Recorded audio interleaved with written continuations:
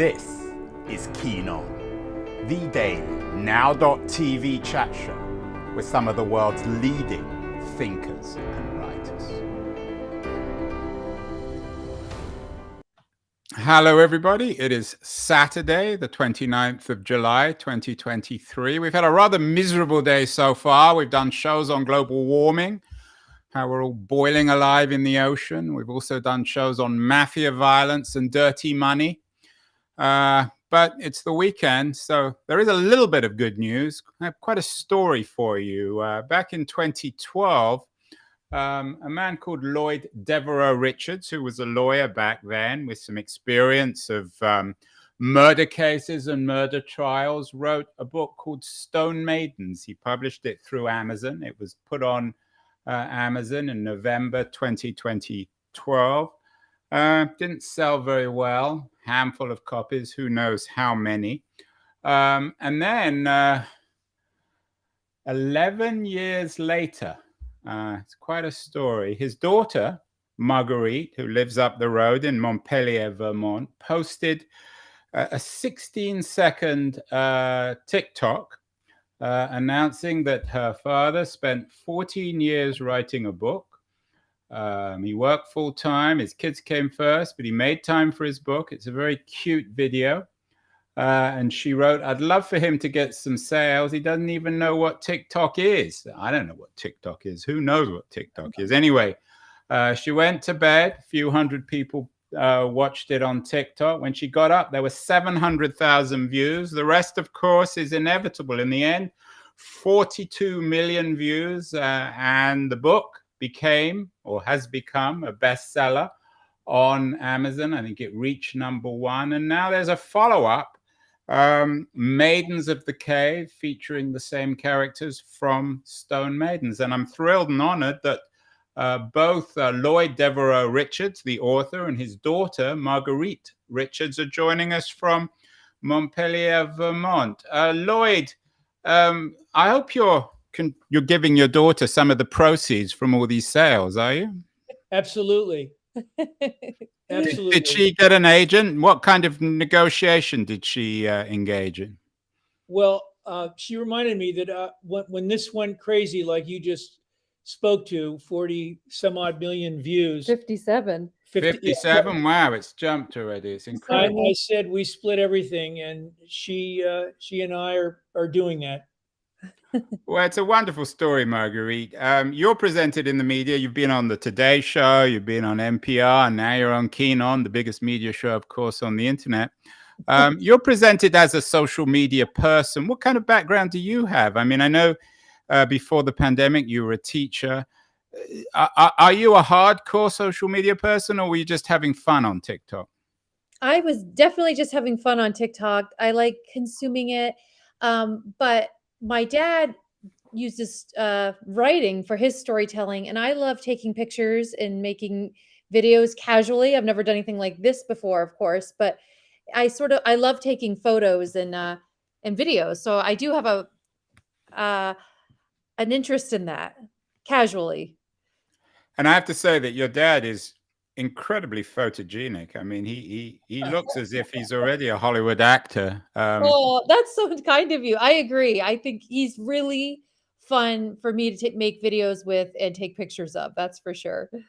So, Lloyd, tell me a little bit about your literary aspirations. You wrote Stone Maidens in November, or it got published in November 2012. Were you just having fun, or were you serious about becoming a best-selling writer? Well, let's just start with writer. I had an interest in writing a novel. I'd never written anything other than law-related documents. But when I moved to Vermont after going to law school in Indiana, 10 years into my move in Vermont, an incident that happened while I was in law school came to mind. And it was an assault on a woman who I knew in Indiana. There had been several similar assaults that became actually murders, but in her case, she survived. And I talked, when I met her in the hospital, I talked to the police detectives investigating, and they're the ones that shared with me, kind of without naming names, obviously, that there had been, this seemed like a similar attack and they'd never caught the person. And I think a kernel of an idea inspired me, and it stayed with me for 10 years. And as I said, I was a lawyer. I didn't know about writing per se, creative writing, but I wanted to learn. So we have a local writing school right here in Montpelier, Vermont College of Fine Arts. And I enlisted the help of a professor there part-time while I was working as a lawyer to work with him on constructing some of my ideas into a novel. And it took me quite a long time to do it, Andrew. Were you disappointed, Lloyd, that the book initially didn't sell very well, or were you not really expecting huge sales? I didn't know what to expect. I was mainly just trying to publish a book. And let me tell you, to get an agent in New York took me 7 months. And yeah, and that was a success. Most people take 7 years and they don't have an agent. Well, that's a good point. And it was before the internet, really. So I had to send in chapters physically in envelopes with a self-addressed return envelope within them. It was quite costly. And my mailman didn't particularly like me very much because he got back all these rejections that were stacked on my porch. But anyway, getting an agent was the first step. And then really, I was very happy to have published a book, to be honest. I wasn't, yeah. And what was the deal through Amazon? Did they pay you? Was it, or was it, were you paying them to publish it? No, it was, they purchased the book. They gave me a small advance, and then I got the traditional 7.5% author, royalty rate on sales. And of course, as you might know, Amazon is primarily, they push books through their Kindle readers. So a lot of the sales were Kindle sales, which aren't particularly costly. A lot of people have a Kindle subscription and they might even get the book for $1.99. And Marguerite, you must have been very proud of your dad. It's a tough thing to have a book published. And as you say in your famous TikTok, he was a great parent, focusing on his kids, but always with this dream, this love of writing. I was so proud of him. And writing and storytelling was always a big part of my father. And I knew that. And I couldn't believe it when he published. All of us were just thrilled. And it wasn't really about the sales or anything like that. We were just so excited his book was published. And that was sort of where we sat for 11 years, just happy that it had happened. And then explain what happened. There was a follow-up, and your initial TikTok post was to encourage people to be interested in the first book so it would enable the publication of the second book. Is that right? Well, so yeah, my dad finished the sequel the summer before I posted, like 6 months before I made the TikTok. But it was never, I mean, we never even thought that would ever be published. I sort of made the video just hoping a few people would read Stone Maidens. I sort of wasn't even thinking about the sequel. That just didn't even seem like in the realm of possibilities, or it wasn't even on my mind. I just knew what a great book he had written. And when he had kept writing, that's what actually was really making an impression on me. He stayed positive and kept writing. And so I thought maybe a few people would read it if I made a video, but that's kind of as far as I had gotten on that thought. Yeah, and you noted that the TikTok video was like a love. I'm quoting you here, it's a love letter to my dad. Here's my dad's book. You weren't telling people to buy it. You were just saying, you were just expressing your affection for your father. So Lloyd, was the follow-up already written? The one that's just coming out, Maidens of the Cave? Yeah, as Marguerite said, I finished that last summer, but of course, my prospects for publishing it were not particularly bright, given that a couple of things. When you write a book that's a serial, where there's a series, publishers want you to come out, within a year and a half with the next book. They're very, insistent on that. And I kind of fell outside the 9 dots on that. I don't know. Everybody has a different story, right? I mean, Marguerite dropped an A-bomb in terms of my life, a good A-bomb, if there is such a thing, last winter, and everything just changed overnight.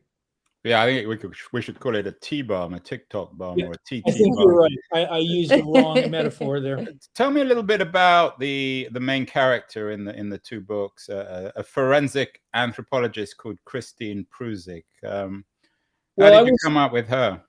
yes, that's a good question. She is important to me as a person because my mother died when I was young, and my father was too troubled to be a parent. And his mother, my grandma, took custody of myself and my sister. And she was a very strict person, but she had good values in terms of she believed part of every day you should be reading a book.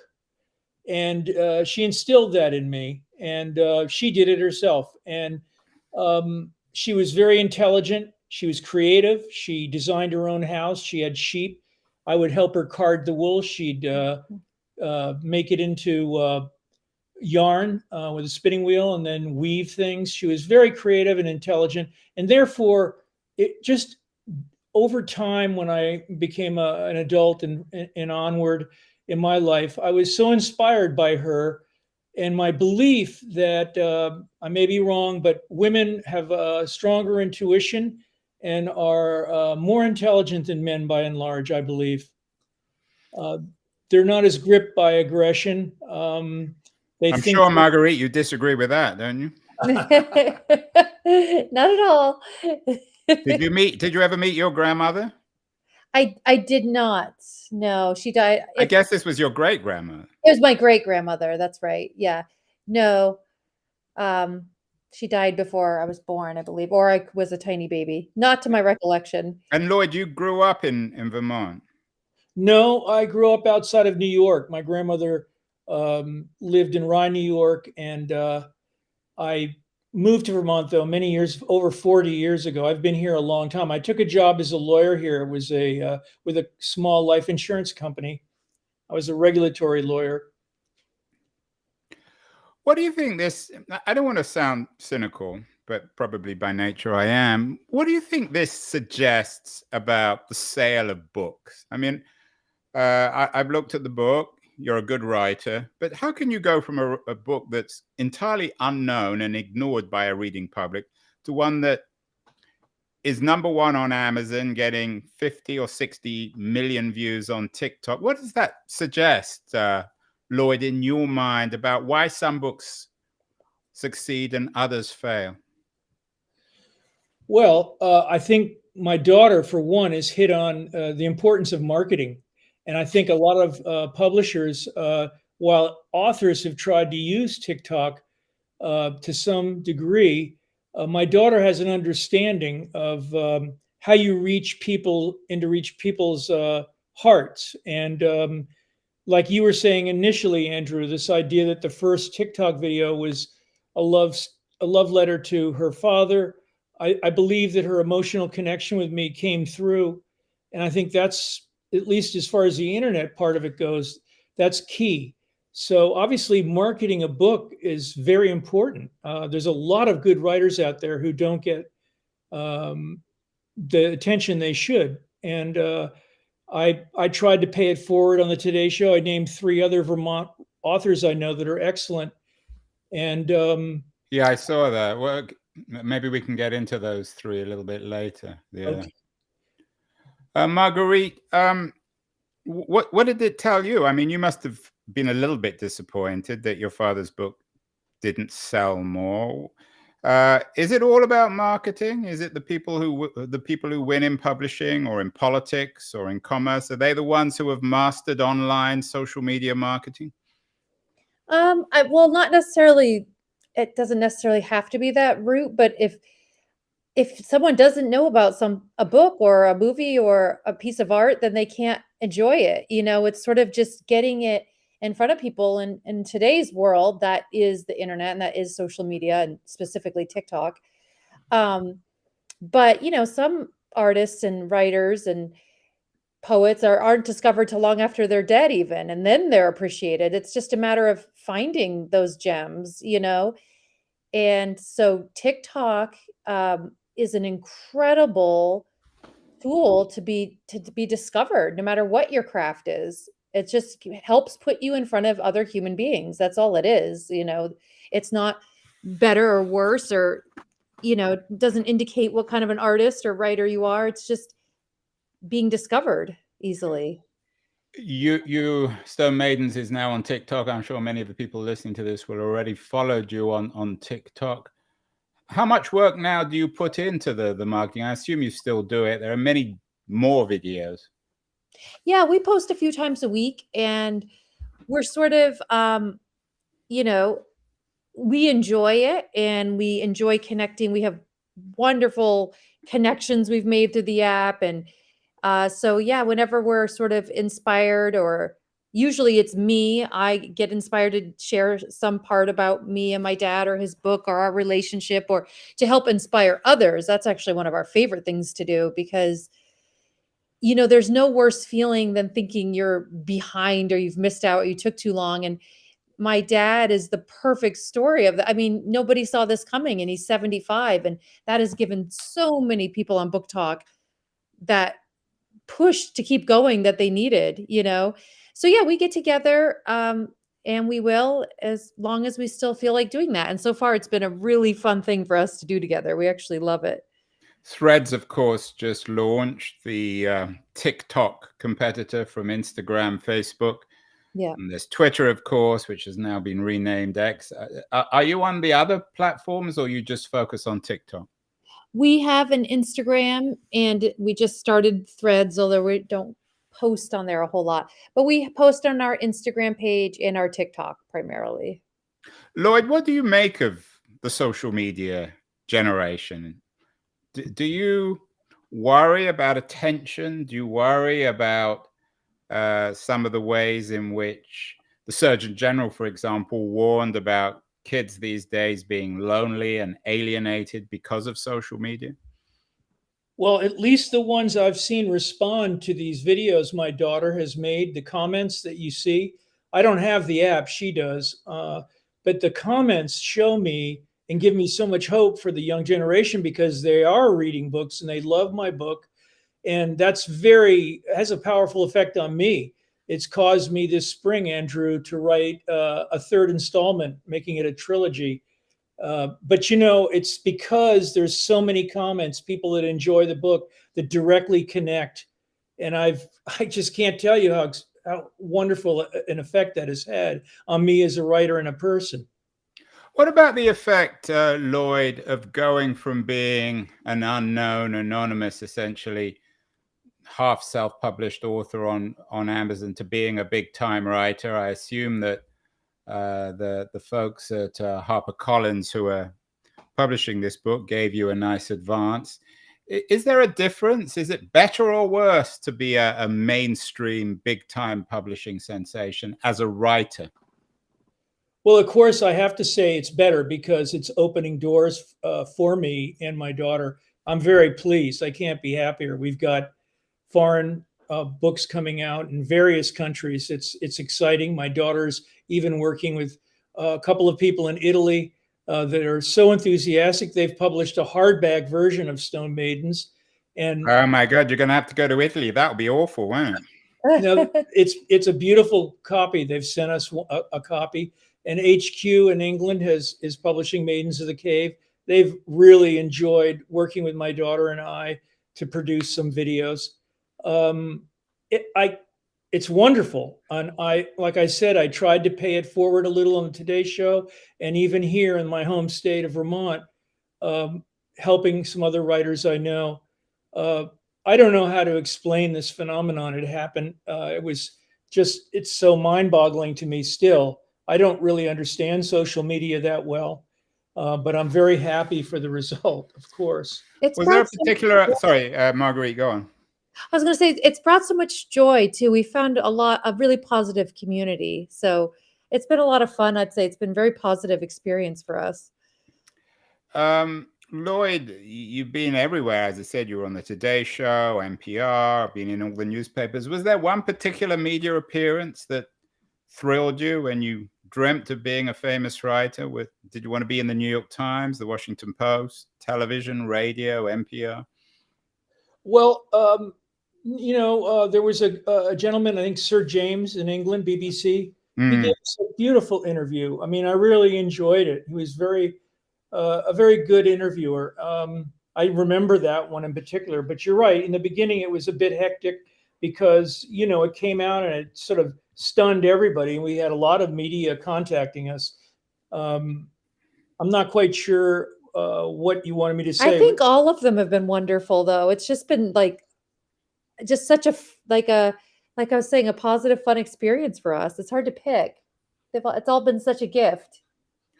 When you look up Lloyd Devereux Richards on the internet, it's funny, most of the postings come with a reference to his daughter. You've got other kids. You got brother. What have you got? Brothers and sisters, Marguerite, or just sisters? I have two brothers. Two brothers. What's been the impact on the family? What do the brothers think? Everybody's so excited and happy for my dad, and they're a little more private and don't like to be on social media, but they are so excited. Everyone's thrilled. I mean, you called it magic. It is magic. It's almost disorienting. Do you sometimes have to pinch yourselves and think this is really happening? All the time. All the time. Definitely. And my dad is so good at staying humble because it was such a journey getting here. Yes, it was overnight, but it was 25 years, 14 years of writing, 11 years after the book published. So it was 25 years and then overnight. And it's total magic. It's incredible. And Lloyd? I have to say that the support and the positivity that I've received from this incredible pickup in my sales and interest in my book and sequels on this main character, like I was saying to you earlier, has incentivized me to work on a third book, and that's what I'm doing currently. Just remind us then, as I said, you were on the Today Show and you recommended 3 other books to read. What were those books? What are they? Well, one was written by Joseph Citro, and he's a longtime writer of ghost stories in Vermont. He actually does a lot of personal appearances at various small towns. We're a very small state, as you probably know, Andrew. And yes, so it's intimate gatherings. These aren't large gatherings necessarily. But he was one of the writers, and I mentioned him. There was 2 others. I'm trying to find the location now of that information. But they're both people that I think 2 other people that had self-published, and one was a Middlebury professor at the time. He then retired and moved to Arkansas. I got a lovely letter from him, Richard Shelton. And the third person, I'm trying to find it, was another local author. I think she lived in St. Albans, Vermont, and her book was another murder mystery. And she contacted me. She was very appreciative that I had mentioned her name in her book at the Today Show. And they were kind enough to actually produce pictures on the set for other people to see. And it did cause quite a bump in Joe Citro's sales. And I think the power, once again, of media such as that and your show and TikTok is something which I never would have considered. I really don't understand it. But Marguerite, I'm blessed to have her as a daughter. You certainly are. For you, Marguerite, what advice would you give daughters or sons or loved ones or even friends of authors who like your dad and not particularly familiar with social media? What would you advise them to do? I mean, you caught lightning in the bottle. It's not going to happen again very often, but what can they do realistically to build a little momentum and visibility for the work, which takes so much effort and heart? First of all, I would not say it couldn't happen again because especially with TikTok, these things happen all the time and anything is possible. I would just say, if you want to get the word out there, do it and tell a human story, talk about your friend as a person or what, whoever you're trying to support as a person and do it. Anything is possible. Cause if a day before I posted this, I wouldn't have told you this was going to happen. So I think anything is possible. And I think just being sure to really share the human behind whatever it is, the product, people love to connect and know someone. That would be my advice. Share what you love about them, and then others will love that too. It's the human story then. This is the week, of course, that Barbie came out. It's a very unusual generation. Lloyd, what would you suggest to fellow writers who aren't comfortable with social media? I think there'd be some writers who might say to their family or friends, don't do this, leave me alone. Should writers, especially if they're not familiar with social media, should they open up their kimonos, so to speak, to their more social media savvy relatives? Well, that's a good question, Andrew. I turned my daughter down several times when she. Oh, you did? Yes, You did. She approached me on this. I said, I don't know what that is. I can't possibly see how that would make a difference. I had no idea what TikTok was, honestly. Yeah, he didn't really want to do anything like that. And then, I sort of just did it without him knowing, honestly. And yeah, I can believe that. that's how it happened. So I guess in answer to your question, be open. I'm very thankful for what she's done, and why not be open? I mean, all the work that goes into trying to construct a novel and then trying to get it published. I mean, it makes sense to go the 9 yards, to see how you can market it more positively. That's all. Yeah, I think for me, what came across in the video, I mean, there is the human quality, but what you did, Marguerite, is the first words in the video. Is only a 16-second video. My dad spent 14 years writing a book. I think that captures people's imagination because it's not unrealistic. And of course, he didn't get the reward, and you reminded people that he deserved that reward. So you somehow captured it in a headline. Is that fair? I think so. And I think that number, a lot of comments I saw were like, wow, for someone to stick with it for 14 years, because you can imagine in that 14 years, there were a lot of ups and downs and moments of doubt and exciting moments. There was all of it. And so I think to stay dedicated for 14 years is a very eye-catching lot. It's like, that's amazing. You don't hear that very often these days. It's a lot of instant gratification or I'm done. Yeah, and you guys, or certainly you, Marguerite, you watched your father write. I mean, that was the other thing about the video, is that it's these images of your father writing in the living room or the kitchen. So you spent a lot of time watching him pounding that keyboard. Absolutely. And actually this video, the first video starts out with the spots I would actually watch him, that like I would literally sit in those different spots of the room and it was sort of my perspective as a child watching my dad write. No one would know that, but that's what inspired me to make the video, to tell that story. It's like a micro memoir for me, that video is. And it made it all worthwhile finally, Lloyd. I mean, all that 14 years. It is a long journey, but you got to like the process. That's the bottom line. A long time to get it right. I was getting it wrong every possible way you can imagine.